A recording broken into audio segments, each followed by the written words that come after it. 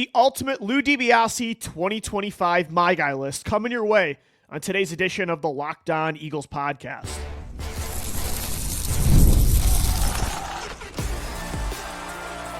You are Locked On Eagles, your daily Philadelphia Eagles podcast, part of the Locked On Podcast Network, your team every day.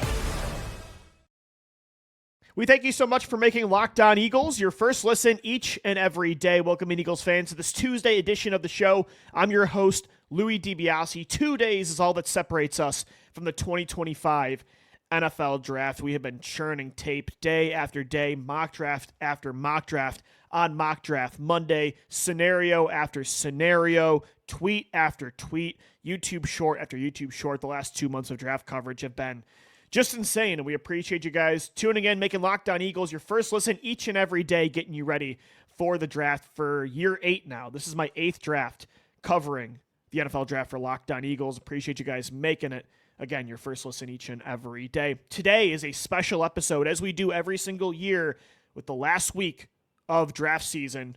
We got to unveil our My Guys team. And the way to do that for our YouTube viewers, I wore my favorite My Guy of all time's jersey, my favorite college player of all time, former Oregon quarterback Dennis Dixon, former Eagles practice squad body Dennis Dixon, Chip Kelly, the love of his life back in 2013. Had to rep my guy Dennis Dixon for this one, the ultimate My Guy. Today I'm going to unveil the My Guy list for offensive prospects and defensive prospects, guys that if I was a scout in a war room for the Eagles, this is a player that I'm pounding the table for, metaphorically speaking. I don't know if they still do that, if that's still part of the draft process, but a guy that I'm passionate for. I'm screaming from the mountaintops that the Eagles need this guy in the building. He's at the top of my board at his respective position. It's not going to be all first-round picks.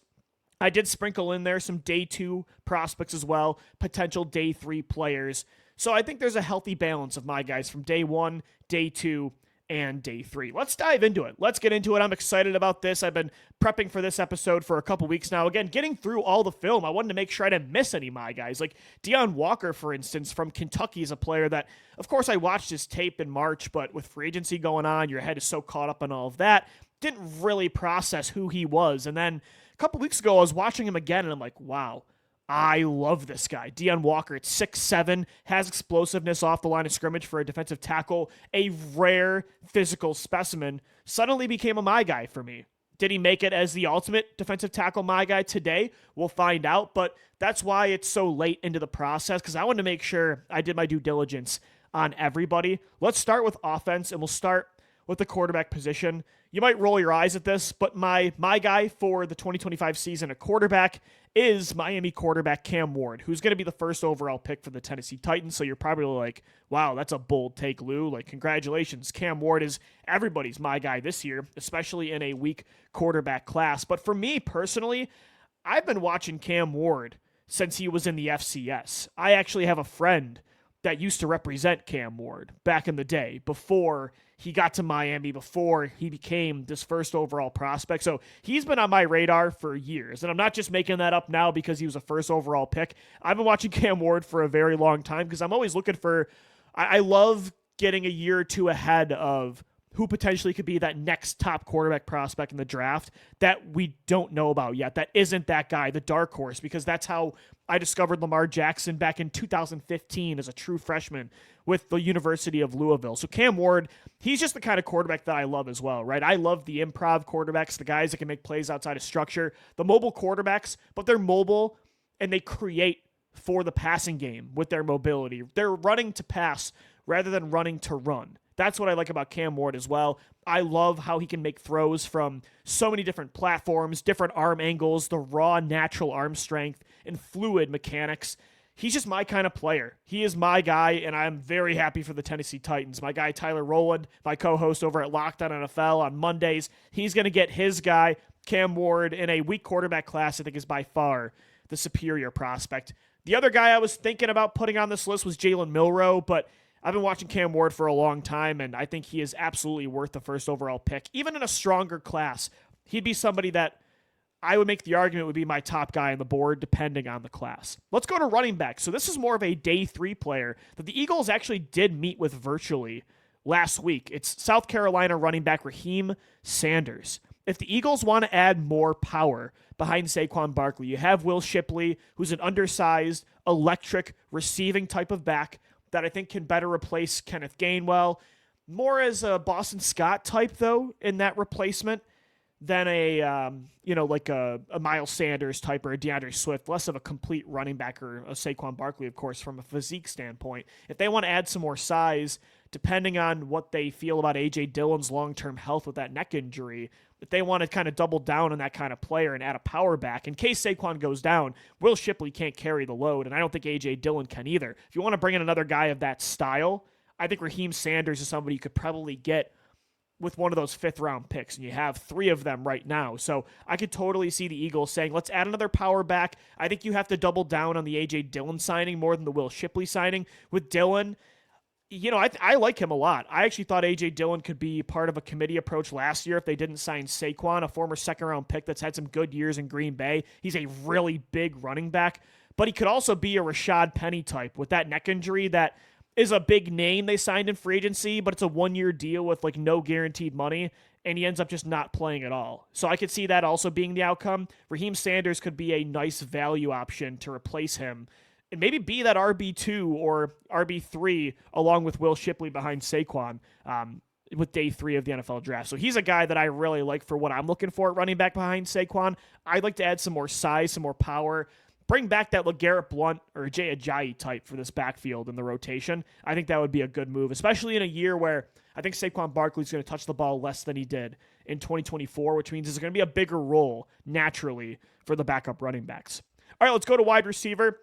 I'm being a little more basic here with quarterback and receiver because it's the 2 positions the Eagles need the least, I would say, both short-term and long-term, and it's not a great receiver class. I'll go with Texas wide receiver Matthew Golden. You guys know me. I love speed. I love the deep threat ability of these players. Last year, my guy was Xavier Worthy coming out of Texas. Not a coincidence that, yet again, I have a Texas burner as my guy. Matthew Golden, I like better than McMillan. He's actually my second receiver on the board behind Travis Hunter. If I'm a team in the top 15 that needs a receiver, I would go with Golden. Again, not a perfect player, has a lot of weaknesses and one true strength, which is that speed. But McMillan's kind of the same guy in the opposite way. He really just has one big-time strength and its size. But I think Golden utilizes his speed better than McMillan utilizes his size. And so I would take Golden on day 1, and I actually thought his contested catch ability was really impressive for an undersized receiver like that. And his style, you think normally they don't win those 50-50 balls. Quinn Ewers threw up a lot of hospital balls in 2024, and Matthew Golden made some tough catches for the Longhorns. So he's my guy at wide receiver. And then at tight end, Miami tight end Elijah Arroyo. I think he has the most upside of all the tier 2 tight ends. So those are the guys behind Tyler Warren and Colston Loveland. When you talk about Mason Taylor from LSU, Harold Fannin from Bowling Green, Elijah Arroyo from Miami, Gunnar Helm from Texas.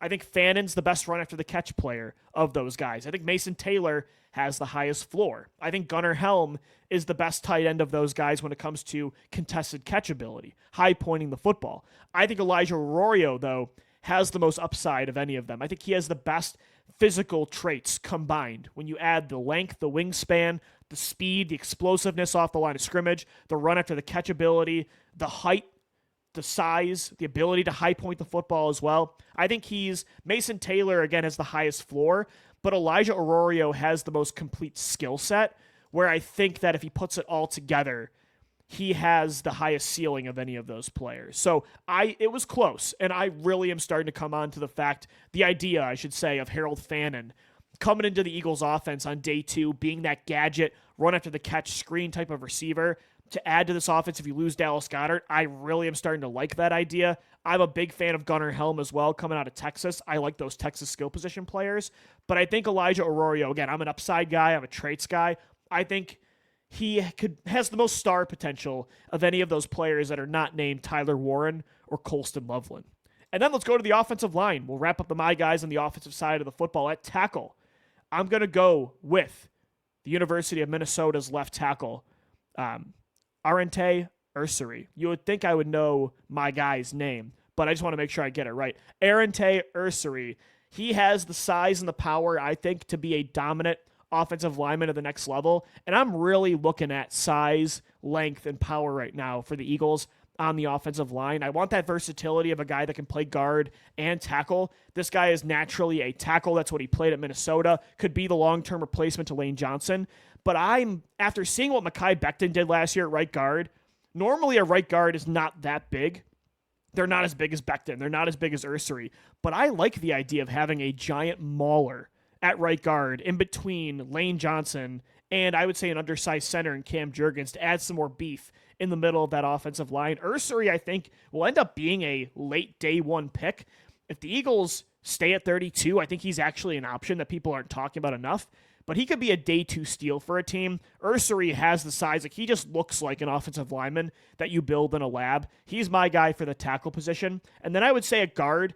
You've heard me talk about him. It's Ohio State offensive guard Donovan Jackson. Versatility, versatility, versatility. This guy can play guard at a very high level, but can swing over at tackle if you need him, like the Buckeyes did last year when Josh Simmons went down. Jackson was their starting left tackle when they won the national championship.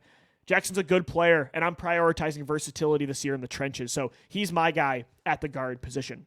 We'll continue the My Guy list for 2025 coming up next right here on the Locked On Eagles podcast, getting into the defensive side of the ball. Don't go anywhere. We'll be right back.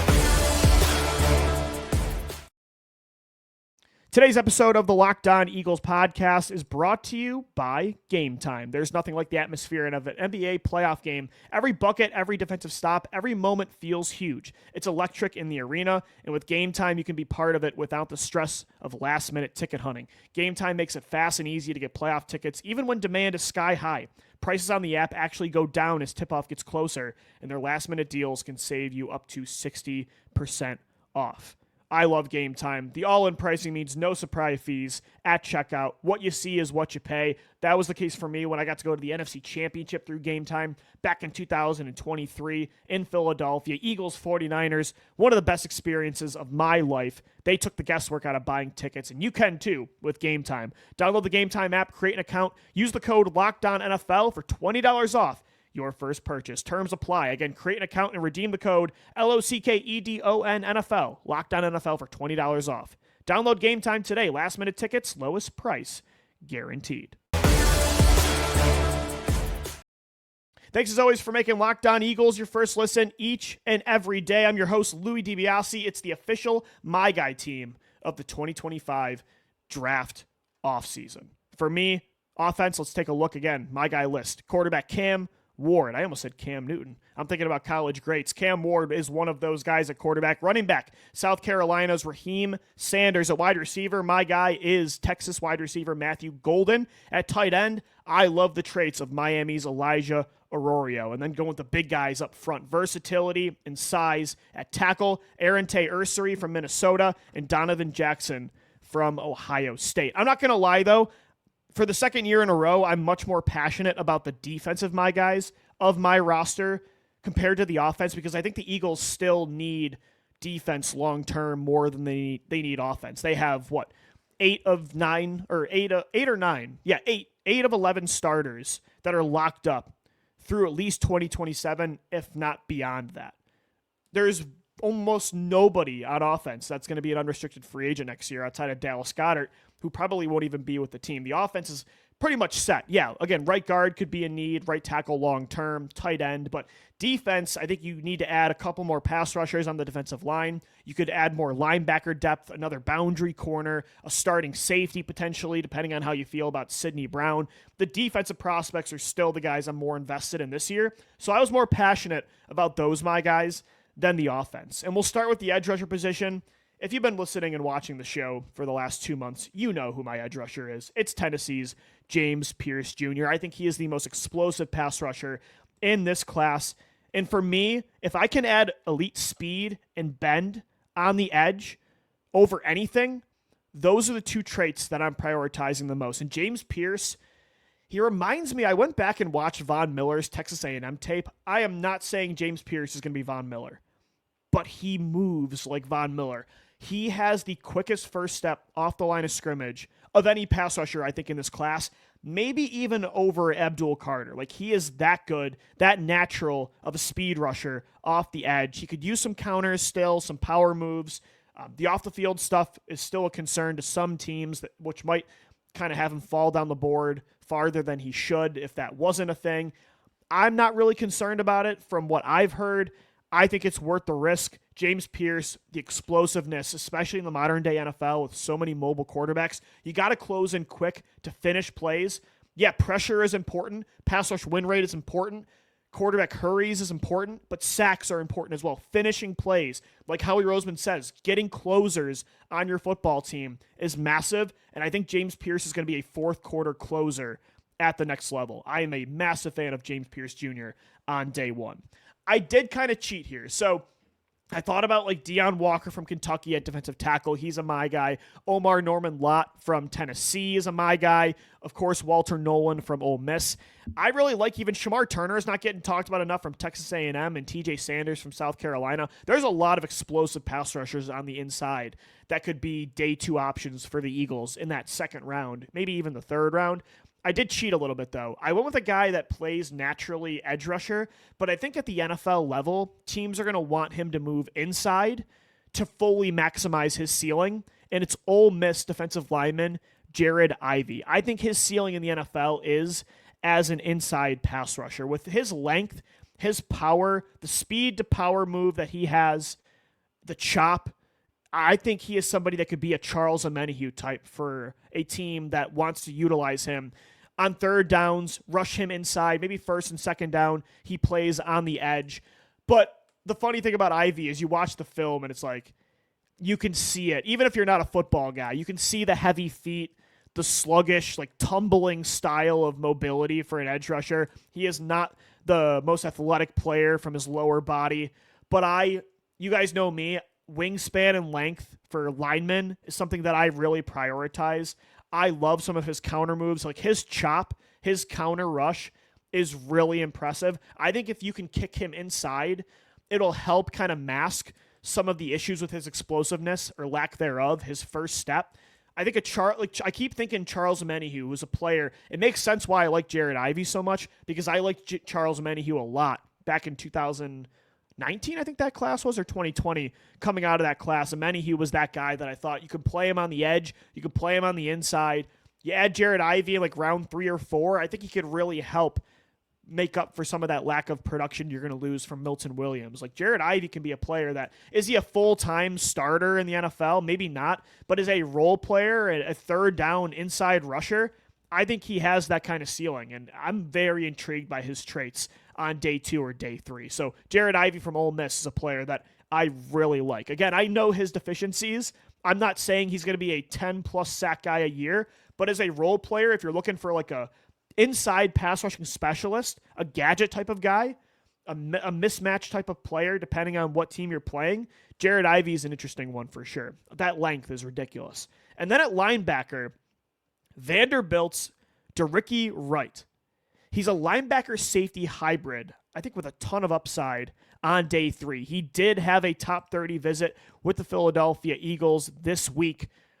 You look at DeRicky Wright's traits, 6'3", 35-inch arms.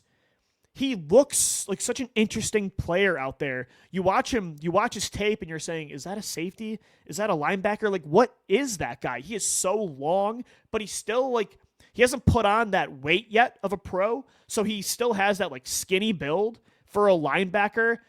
Some people might get Davion Taylor nightmares thinking about a player like this, but you've heard me say it on the show this year.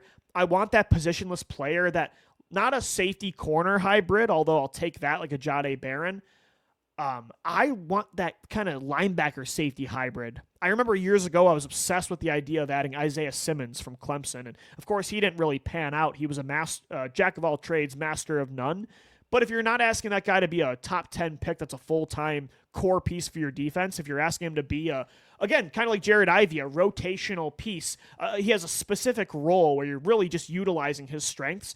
I think DeRicky Wright is somebody that has the wingspan, the lateral mobility. I think he can get better in coverage. If he puts on some weight, he can be a guy that you can ask in like dime packages to be that second stand-up linebacker, depending on what happens with Nakobe Dean in the future. Ricky Wright is a really interesting player, and I think the Eagles, they're intrigued by his traits. They brought him in for a visit, and I can totally see why he'd be an option.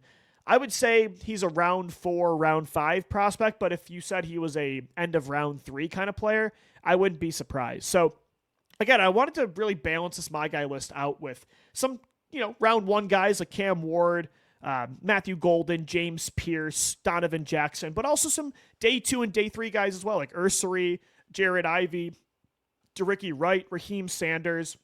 So trying to just balance it out here for the roster. And we'll wrap it up in the secondary. At cornerback, Kansas corner Kobe Bryant is one of my favorite players in this draft, and I even love it on the graphic that I'm showing on YouTube. He's smiling in this picture where he's covering Ricky White from UNLV one-on-one. Kobe Bryant has that crazy corner brain, like Jalen Mills. The one thing I loved about Jalen Mills that you have to have a corner. You got to be a little nuts. It's kind of like a goalie in hockey. You kind of got to be a weirdo to play the position because you're on an island. You get burned. You can do all the right things, but sometimes you just get the penalty from the refs. It's so hard to be perfect at corner without the refs calling a flag on you, or the receivers have such an advantage that you could do everything right and still get beat. You got to have just crazy, unwavering confidence and swagger, and Kobe Bryant is that guy coming out of Kansas. I think a team's going to fall in love with this player in round 3, and he's got length. He's got really good straight line speed.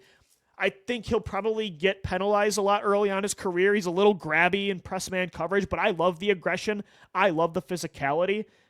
But I think as long as you hone that in a little bit and kind of get his technique better, I think the sky's the limit for Kobe Bryant. I think he could be a long-term starting boundary corner in the NFL, especially for a team.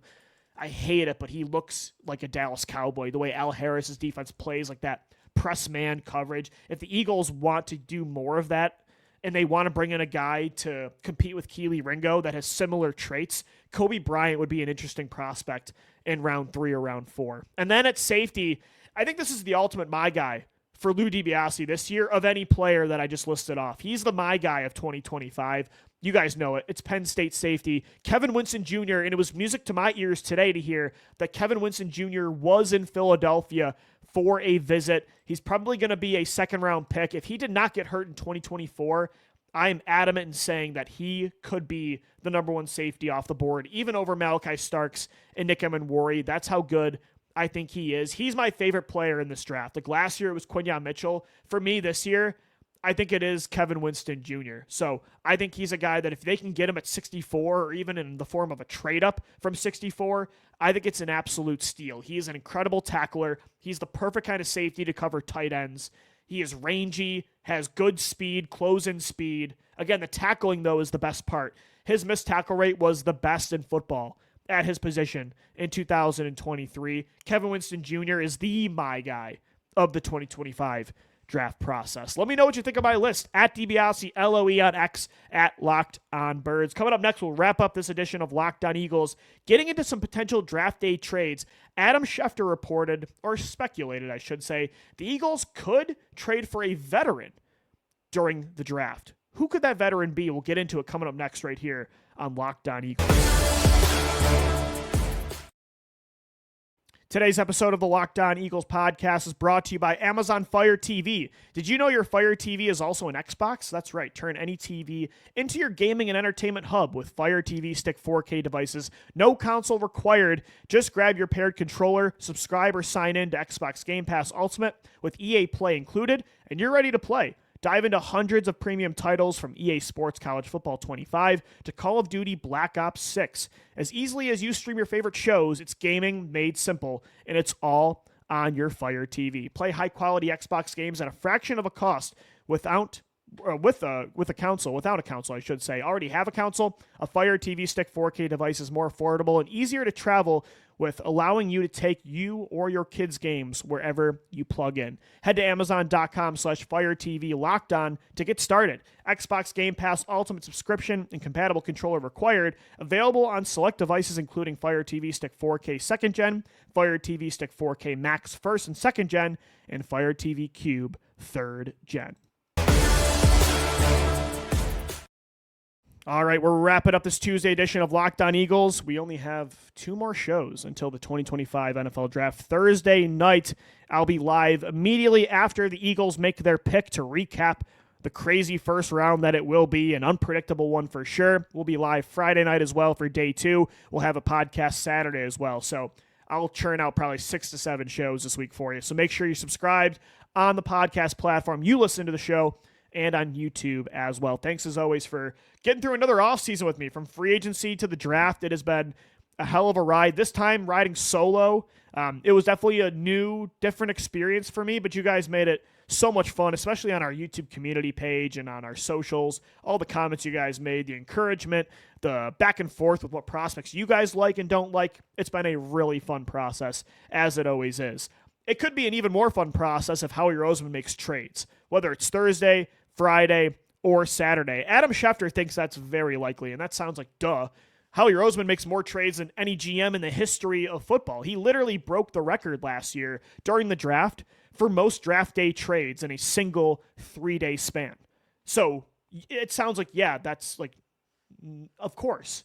I want to swear here, but, no, Sherlock, you know what I'm saying? I can't do it for the kids. But I think at the same time, though, it is interesting that he brings up the idea of the Eagles potentially trading for a veteran, not trading up for, a Walter Nolan in round 1. He said that they might, instead of trading up in the draft, the Eagles might trade for a veteran. Now, I don't know if he's, insinuating they're going to make another A.J. Brown-like move where they bring in a star. Like, is it a Trey Hendrickson?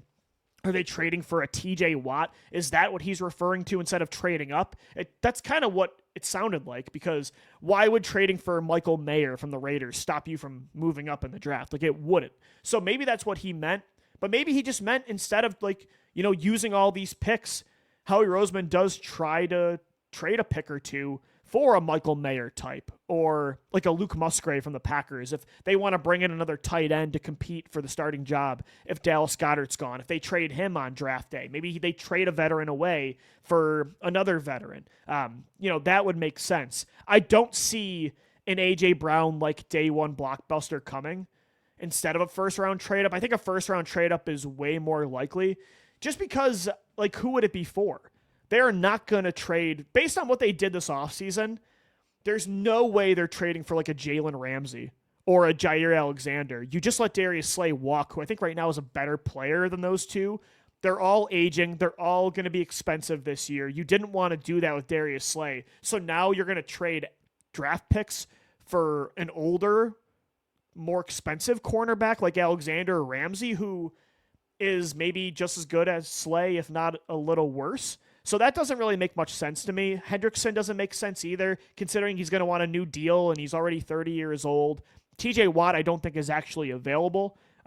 So I don't think that's going to be in the realm of possibilities. Maybe there's a guy I'm not thinking of, because A.J. Brown was not on my radar in 2022. So maybe there's a veteran that we just, like a Micah Parsons. I doubt it, right? But a Derwin James, maybe he's available. Budda Baker. But even those moves, it's like, why wouldn't you have just re-signed Chauncey Gardner-Johnson instead of trading assets and paying a veteran at that position, right? So that's why it doesn't make sense to me. I think if Adam Schefter is right, it's going to be because the Eagles traded for a Michael Mayer from the Raiders, a Luke Musgrave. I could totally see as well a Raiders edge rusher, a former top 10 pick in Tyree Wilson, who I know the Eagles did like coming out of Texas Tech. They did their due diligence that his final year with the Red Raiders. 4.3 sacks last year, just I think 3.5 in his rookie season. Definitely has not met the upside of a top 5 pick.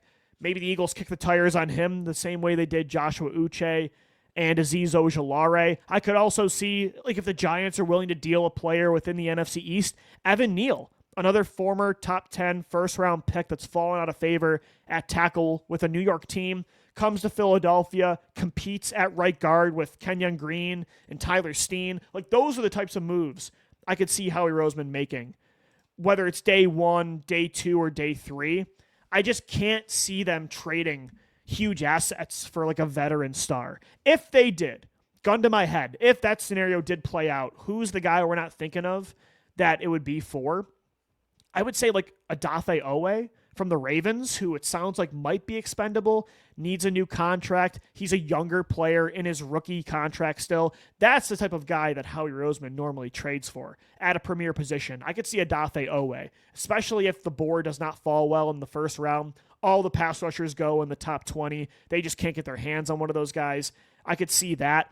Maybe if the Giants draft Abdul Carter, Kayvon Thibodeau, but are the Giants really going to trade a player like that within the division? I doubt it. I think if there's one guy that's an A.J. Brown type of move, and I don't even think it's to that caliber, but a big trade they make on day one, I think it'd be for Odafe Owe, the Ravens edge rusher. That would be my guess, but I think it's much more likely they trade for somebody like these guys, Tyree Wilson, Michael Mayer, Evan Neal, Luke Musgrave, one of those kind of guys. A buy low, low risk, high reward signing. Like, that's just been the theme of the Eagles offseason. I don't think suddenly now during the draft they're going to pull a 180 and say, never mind, we're going to trade now for the 30-year-old edge rusher and Trey Hendrickson and pay him. Like, I feel like that doesn't line up with what they've been doing. So that's at least where I stand with that.